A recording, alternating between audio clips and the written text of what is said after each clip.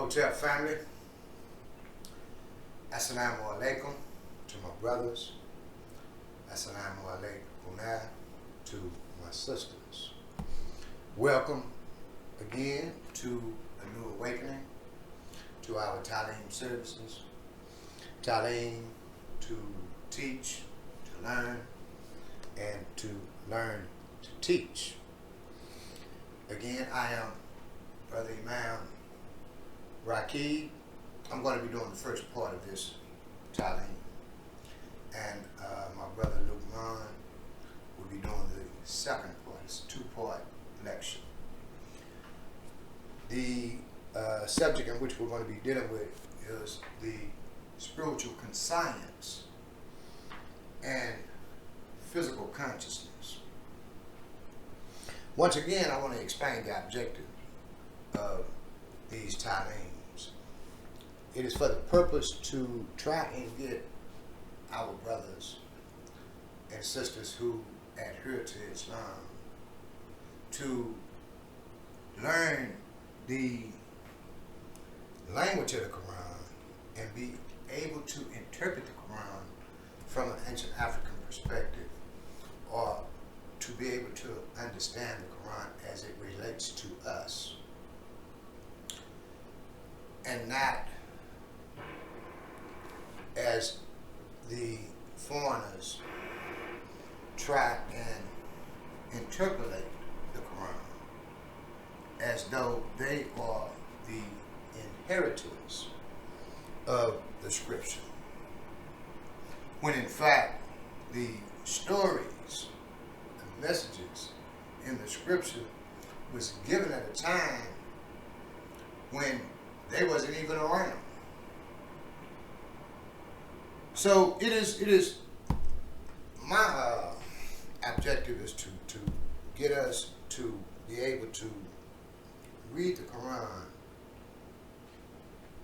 in the manner of its signs and its spiritual message to the children of Adam, whom the Quran often refers to. So I want to begin with a particular ayat. But before I start, one of the main themes of the Quran is the understanding of that force that is within you. There is no greater force than that which is in you. When the Quran says that the dhikr of Allah is the greatest, that's a statement that has to be understood. It has a lot of substance to it.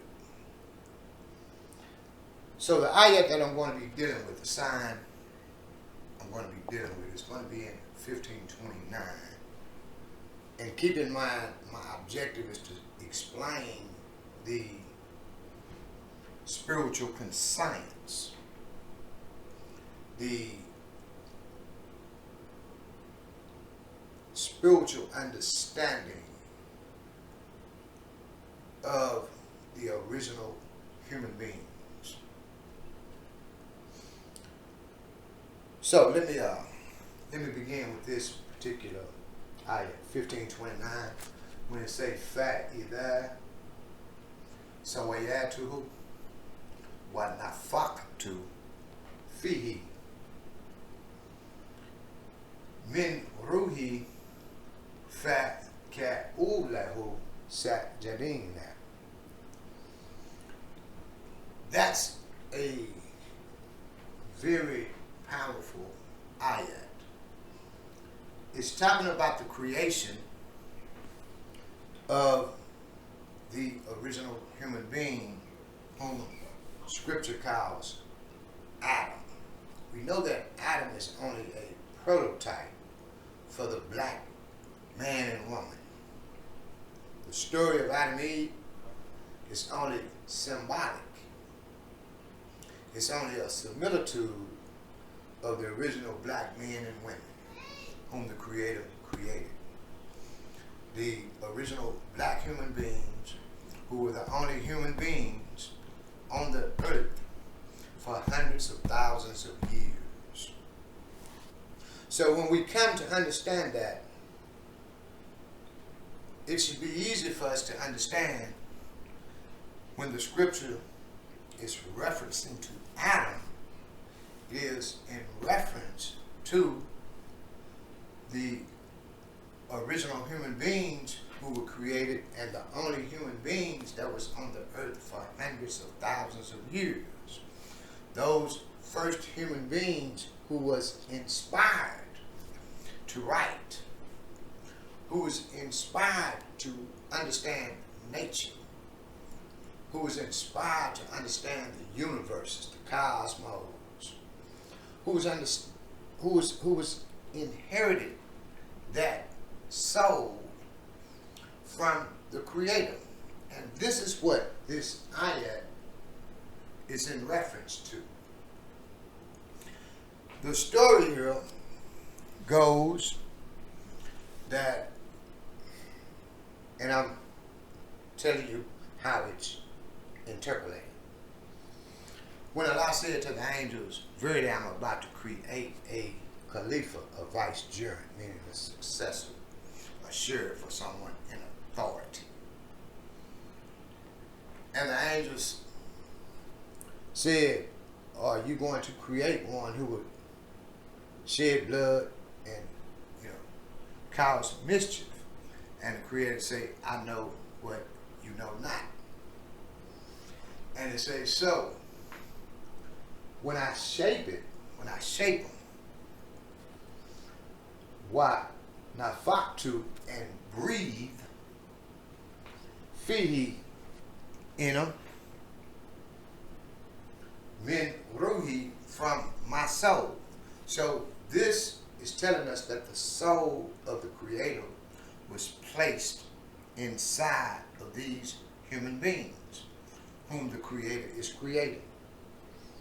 Now remember, keep in mind, every time we read about Adam, about the Creator creating the human beings, that for hundreds of thousands of years it were only black people.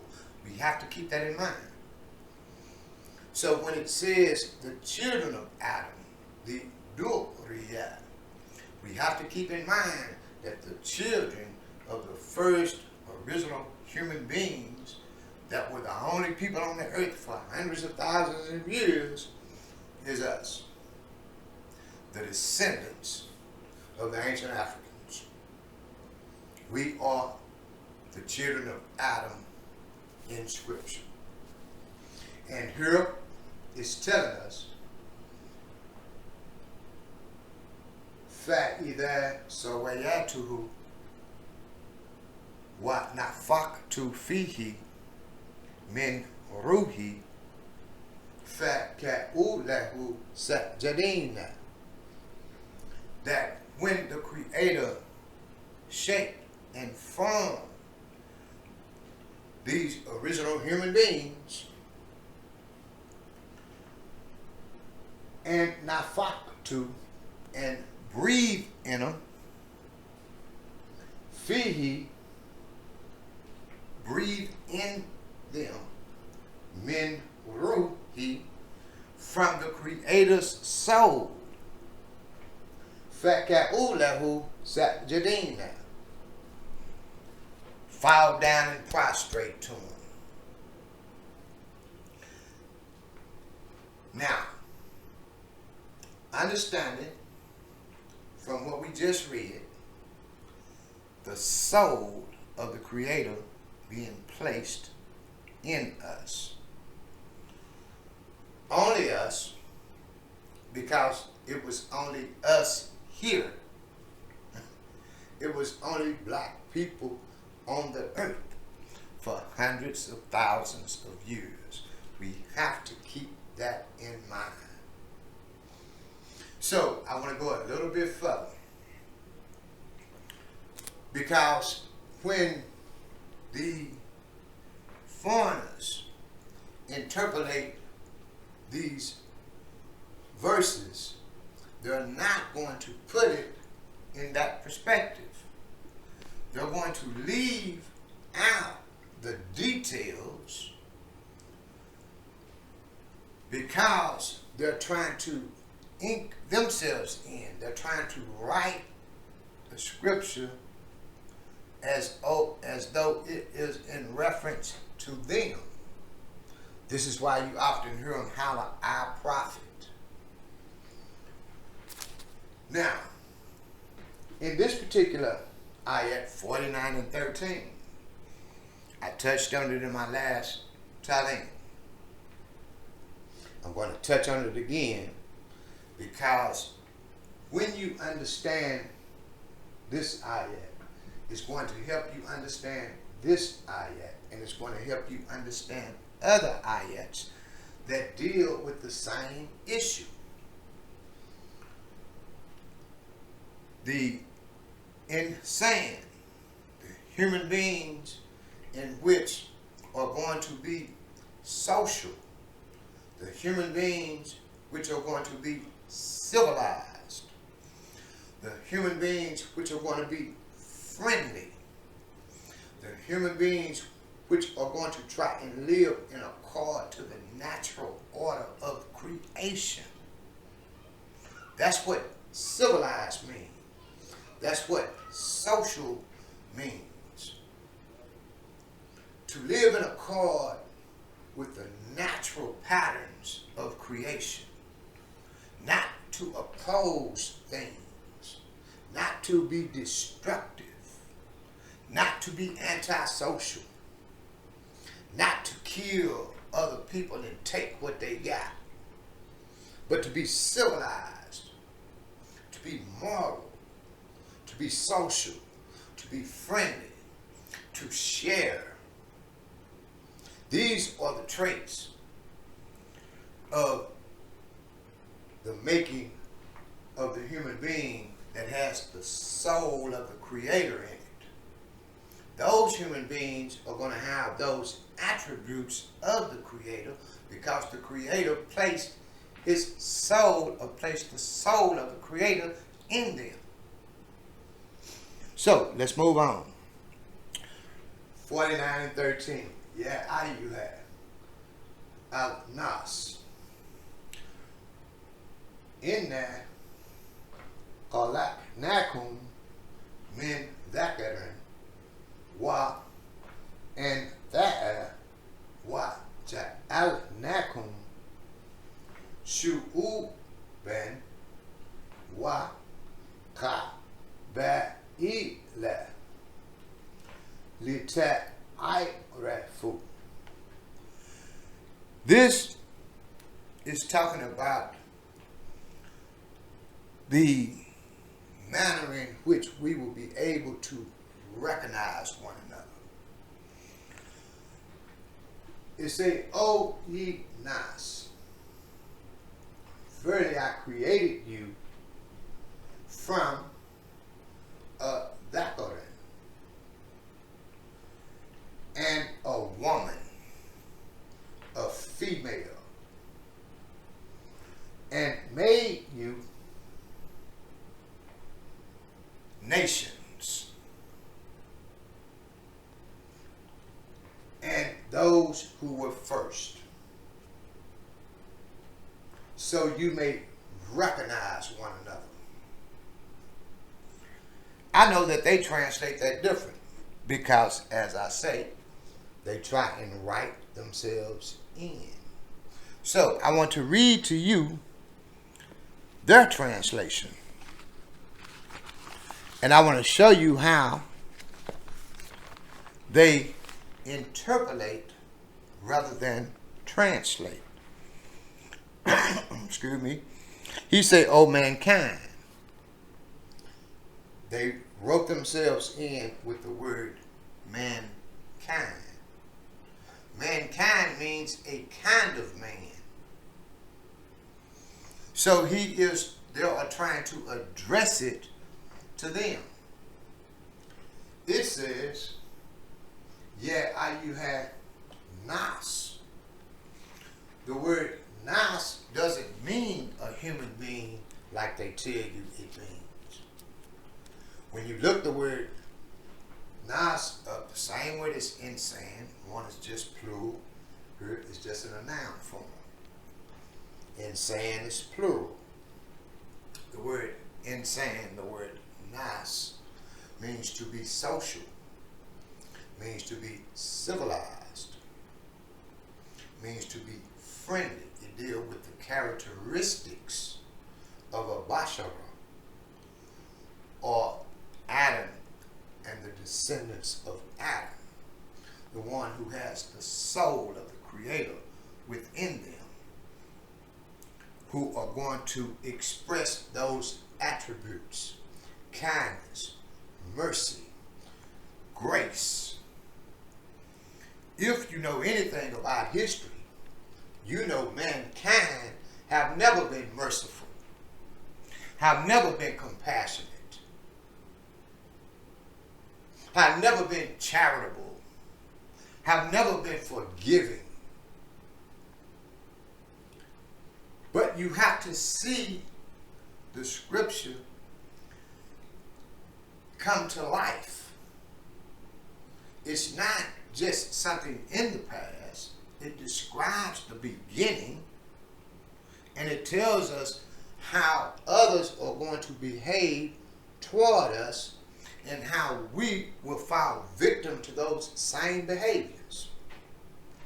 So here when it's talking to the social, the civilized, and it's saying, verily, we were created from a dhakarin. He translates that male. The word dhakara, dhikra, means your consciousness. It means to be able to call something to memory, to remember what you was created from.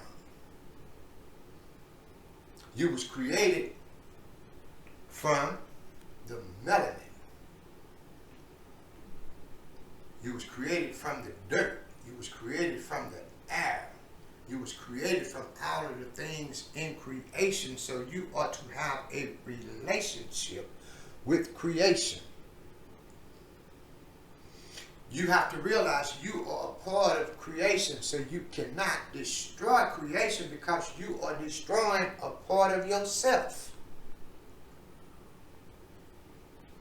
So it is not talking about the kind of man whose intentions is to destroy creation, destroy nature, destroy the natural patterns, to not express the attributes of kindness, of grace, mercy, sharing. This is why the Quran often reminds us about salat, about zakat, about psalm. These enhance those qualities and attributes that the Creator created us from, and that soul that was placed within us, to be in line with that. So here when it says, oh, you who are social and civilized, verily I created you from a consciousness and a female and that. Not a male and a female. Created you from a female. And made you into nations. And ka'ba'ila is the same word that our master teacher, may Allah be pleased with the brother Sheikh Anta, who told us that the oldest known name to Africa in which he found was RAQIYB. When you look the word RAQIYB up, it tells you it comes from the Arabic language. It comes from the word Qabla. The word Qabla. Here is plural. Ka'ba'ila. same word for RAQIYB. RAQIYB means the motherland. RAQIYB means those who came first. RAQIYB means the land of the blacks. So when we begin to understand this Quran in its proper context, when we begin to understand the Quran's proper contents, the contents properly, and we relate it back to ourselves, everything fits. Everything registers to your consciousness.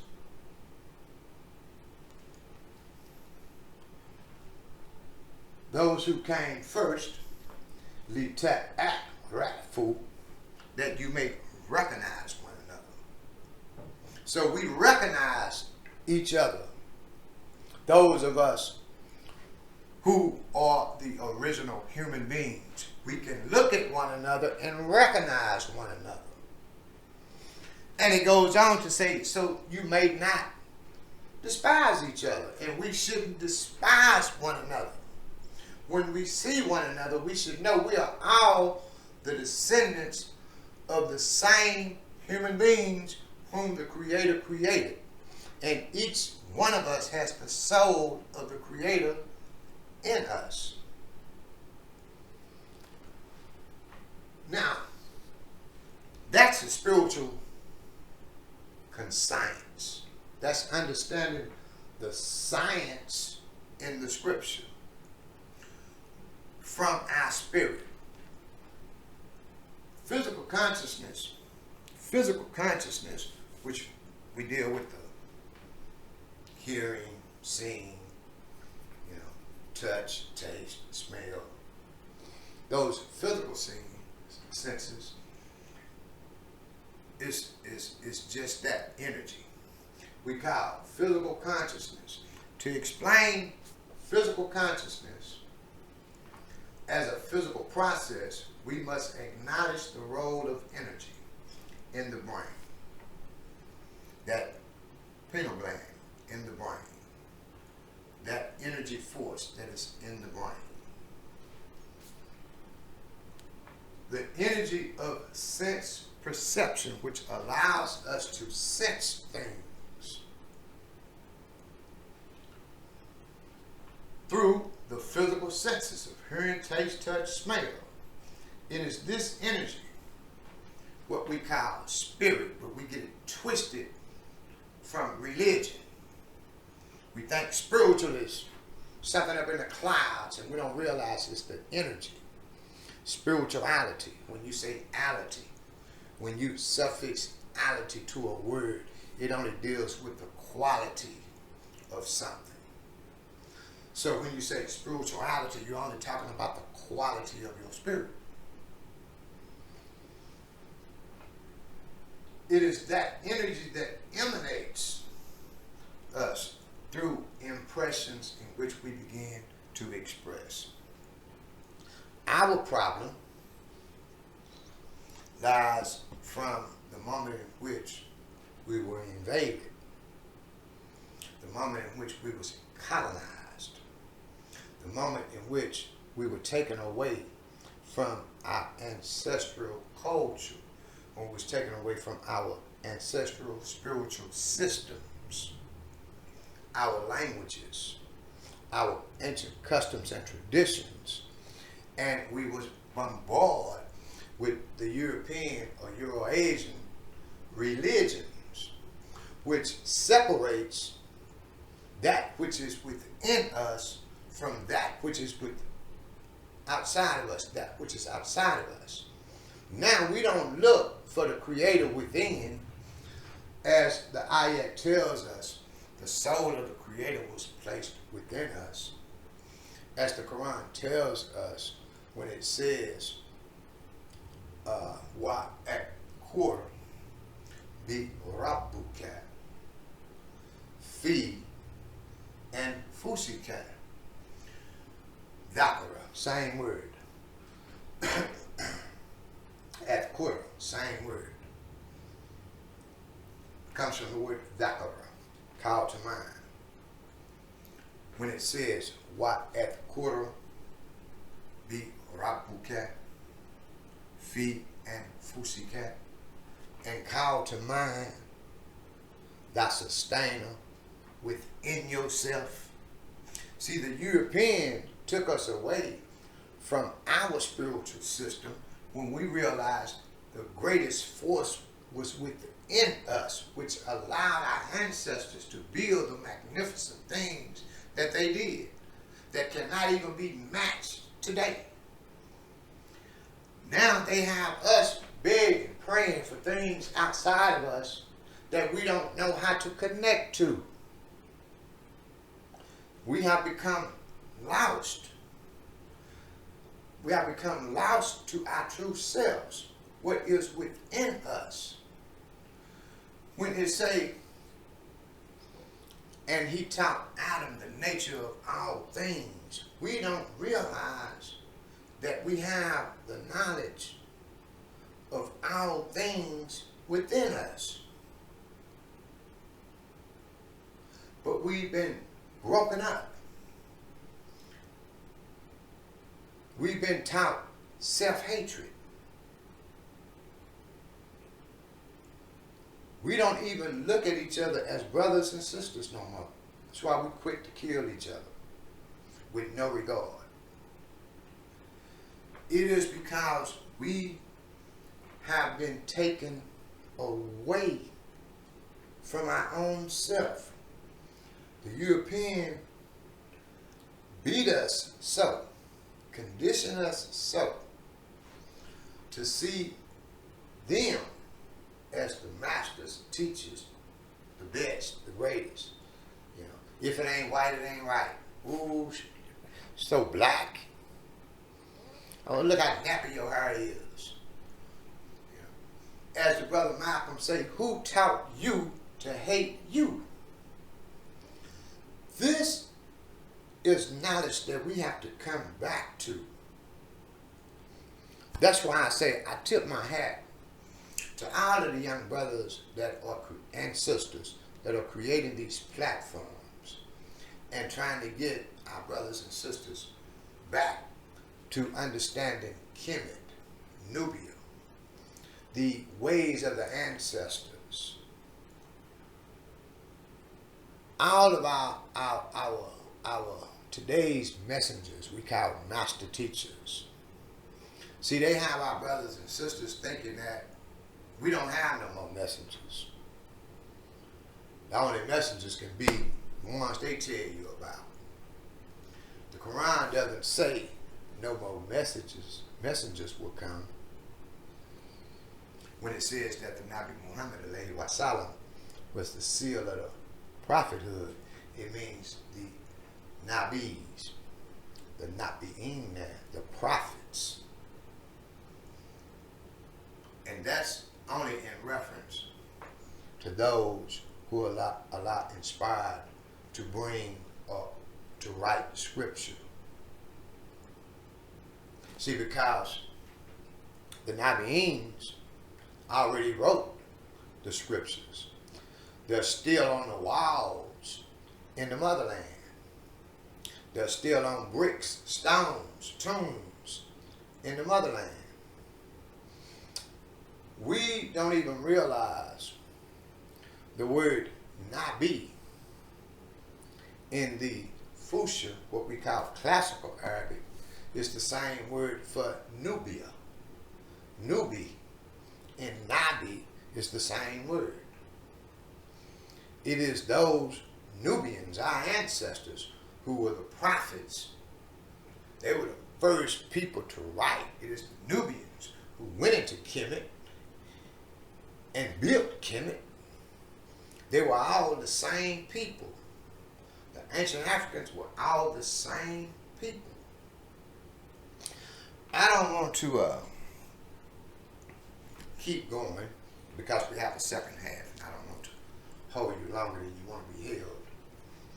But I just wanted to kind of give you this before the brother come in and begin to explain the spiritual and physical faculties as well. He's going to go a little bit deeper into it.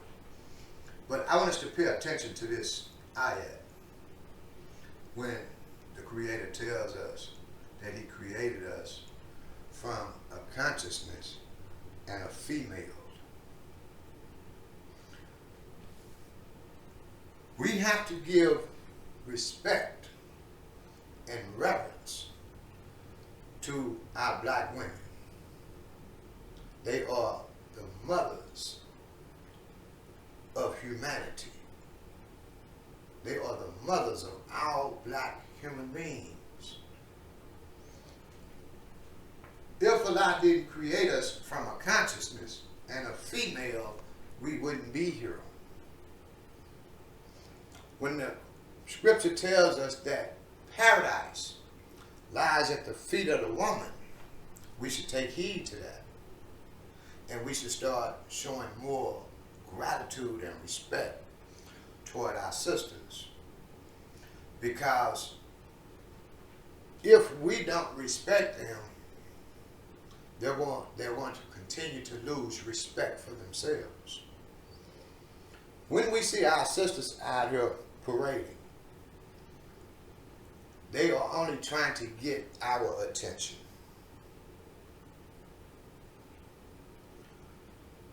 And the manner in which they dress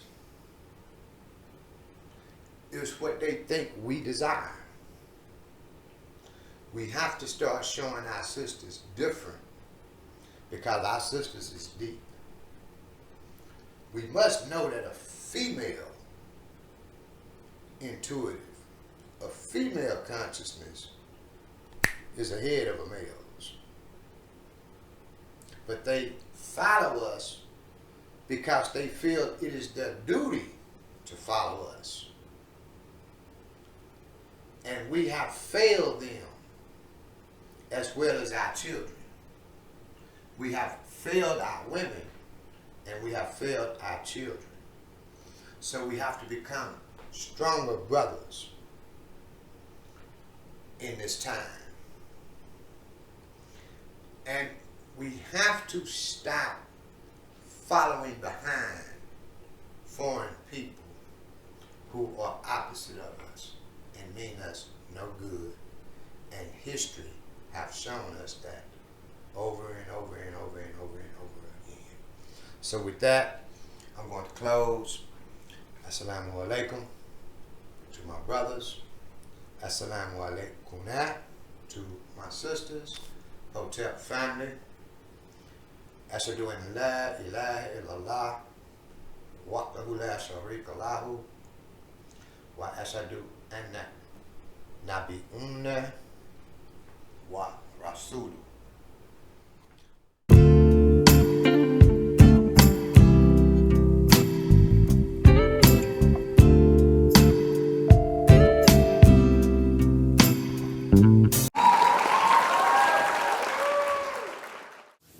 All right. Peace and good afternoon, family. This is your brother, Minister IMAAM LUQMAAN, with the second half of the Talim. So what I'll be dealing with is the mental and the spiritual, as well as the divine aspects of ourselves as African people. And one of the stories I want to use is, it's an ancient Kemet story, right here in scriptures, in the Quran. It's an ancient Kemet story dealing with Moses, his mother, and his sister. Now, whether or not the character Moses, the Quran calls him Musa, his mother and his sister really existed, is besides the point right here. The point I'm trying to make is to show the connection of the divine and the spiritual. How the divine soul makes an impression upon the spirit or the mind of people. In this case, we're dealing with the mother of Moses. So pay close attention. I'm going to point, excuse me, to certain words that I have here on the board that, as you can see, you have two words where you have three words in reference to the word hard. But if you don't understand the language and the context that it's using the words in, then you would think every time you see the word hard, that's exactly what it's talking about, this hard right here, or some type of emotional feeling or something like that. But that's not necessarily the case. So when we look at this story, we're going to look at this story dealing with the mother of Moses, and we're going to see all of this. And let me say this here before I get started. Most of our brothers and sisters, when they approach this scripture, number one, they don't approach it foundated, and number two, they approach it with a religious mindset, a religious mentality, a way of thinking. And when you approach something like this from a religious perspective, then you miss the meat of the scripture and actually what it's talking about as it relates to us. Because this is a divine spiritual message or reminder that should motivate, stimulate, and inspire us to strive towards being the best that we can become. And that's exactly what this story is showing us. It's showing us a natural pattern that we receive. Keep in mind, this whole story, and the point I'm going to make with the story, is the same thing happens to us on a daily basis, but we miss it because we disconnected, and we've been disconnected from this for so long to where it comes and goes, and we'll catch it on the fly, or we'll catch it in certain situations. I'll give you an example of what I'm talking about when I say catch it in certain situations. I was in a situation the other day dealing with a tire on my truck. I drive 18-wheelers. And I stopped to fuel up. And like we always do, something told me to go check one of my tires. And when I went and checked that tire, you see metal. You can see metal coming out of it. In other words, it was beginning to get ready to bust. So that was my sign. So what I did, long story short, went in, pulled in, got in line, and eventually they got to me and changed the tire and put a new tire on. But that's what I'm saying when inspiration comes to us as in the positive, as a warner in the negative, letting us know something is about to happen, or revealing some type of a divine plan to us that we have to carry out. And we have to maintain our consciousness, and we have to maintain our composure, and we have to be patient and let the plan unfold. Same thing dealing with the mother of Moses here. And this is a powerful story if you can see it from this perspective here. So with no further ado, we're going to get to the story. Okay, it's dealing with, like I said, an ancient Kemet. It's dealing with the mother of Moses. And they say, she was revealed inspiration. She received divine inspiration and given her instructions of a divine plan that's going to take place dealing with her son, baby Moses. It says, and we revealed to Moses' mother saying, give him suck. Now keep in mind, this is inspiration that she's receiving here. And her intellect, it's not going to come here. The emotional heart, the feelings heart, it's going to come here. Logics and reasoning. So this is what the inspiration is saying. That's the power behind the scripture, if you understand it. It said, give him suck. Then when you thirst for him, cast him into the river, and fear not nor grieve. That's the key. Fear not nor grieve. Don't fall into an emotional state and go to tripping behind the plan. Because keep in mind at that time, as the story illustrates, in ancient Kemet, somebody come in, took over, took control, and was killing, if you can remember, he was killing all the 2 year and under males and saving the females. So Moses fell in that age bracket. So that's what this story is explaining. It says, fear not nor grieve.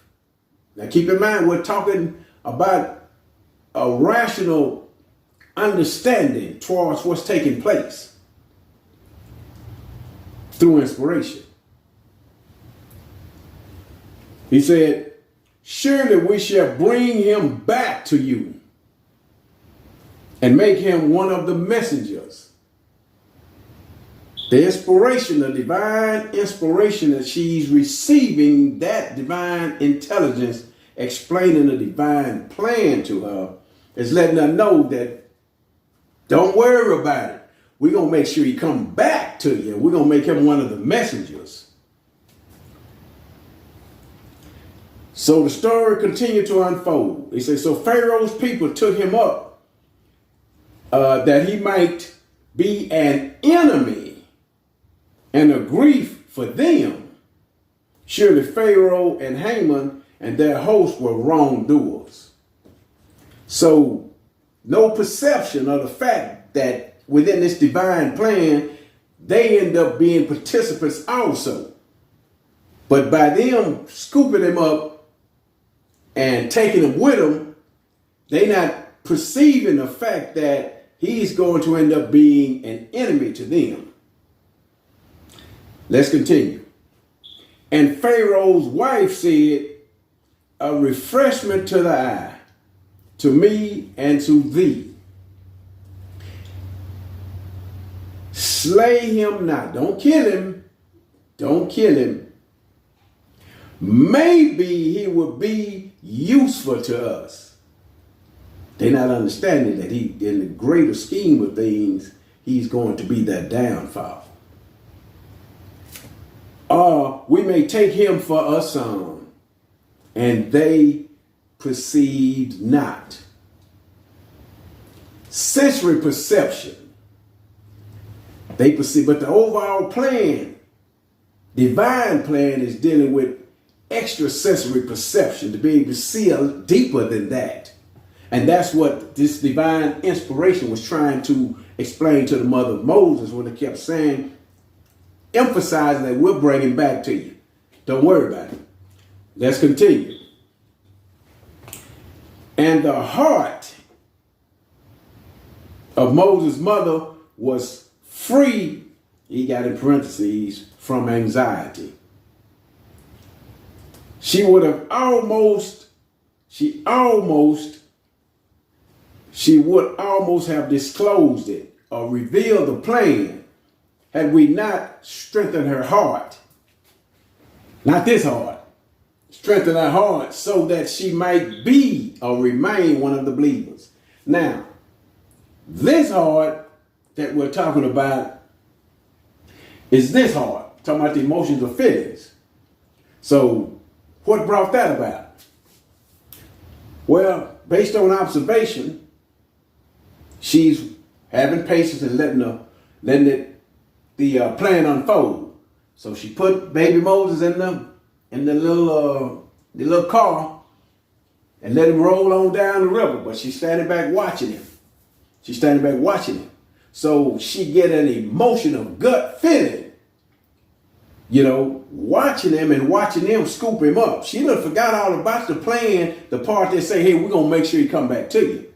So she's fit to act from her fuad, from an emotional perspective, based on what she see, and it brought about a certain feeling, an emotional feeling. But keep in mind, the inspiration came here, to this heart, to what I call a CPU, central processing unit.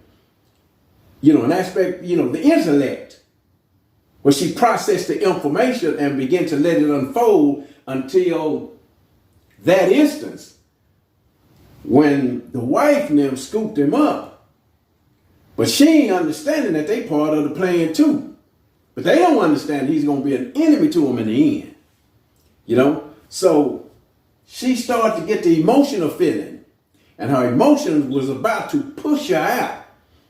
You know, hey, what y'all doing? You understand what I'm saying? So she was about to disclose the divine plan or make it known or blow the plan. He said, had we not strengthened her heart, we're back to this heart now. Because this heart dealing with her emotions had overpowered her logics and reasoning right here. You know, so she acting purely from emotions. Y'all know what I'm saying? Y'all know what I'm talking about, man. Y'all have been in that situation before. Man, I should have thought. I wasn't even thinking, man. You know, well, shit, it's too late now. But had we not, and the word is thabit. It's an Arabic word for thabit. And he translated as strengthen. But stay with me. Strengthen is not a bad translation. But keep in mind the divine inspiration that came to her, explaining everything to her until she perceived them scooping him up. There's a possibility that they're going to kill him because he fall within that age range. So she was acting emotionally from this heart. This is the heart they're talking about. Now, the heart they say that he strengthened is this heart, where the inspiration come to it first. But keep in mind, he says strengthen, but it's more like, had we not reinforced the understanding upon her again right here. You know, but she was on her way, and then she got that shot that caused her to catch herself, to step back and collect herself. You know what I'm saying? From this perspective. So the understanding that was initially given to her, that her emotions caused her to override temporarily the injection or the reinforcement of the initial inspiration is what caught her. So she caught herself. And then we go on. Let's continue. And she said to his sister, follow him up, or follow them. So she watched him from a distance while they perceived not. They didn't see the sister watching every move that they were making. And she wasn't actually clear on the divine plan neither, but she was following her mother's orders, just like her mother was following the orders of the divine inspiration that she received. Hey man, this is a heavy ayat when you look at it from this perspective, and you don't look at it from a religious lens, as we've been taught to look at scripture and other things. Let's continue. And we did not allow him to suck before. So whoever it was the wet nurse or whatever, the divine plan wouldn't allow baby Moses to accept the breastfeeding, accept the milk. So she said, the daughter that was cold trailing closely and watching everything unfold. And when she saw that, then she stepped in. And she said, shall I point out to you the people of a house who will bring him up for you, and they will wish him well? You know what I'm saying? So what they did is just, well, okay, all right, you know somebody? Okay, here you go. You know what I'm saying? Take care of him, keep us informed on what's going on. That was the end of the divine plan.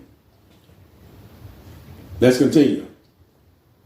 So we gave him back to his mother, that her eye might be refreshed, and that she might not grieve. You remember he told her in the beginning, no fear nor grieve. He said, so that she may not grieve, and that she might know for a fact, that the promise of Allah is true, but most of them know not. That's a hell of a story from a spiritual and a divine perspective if we caught that. You know what I'm saying? A lot of times we seek our understanding from people, just straight facts, people who are not melanated, people who are not African, people who are not genetically connected with those who have divineness in them, ancestral guidance within them.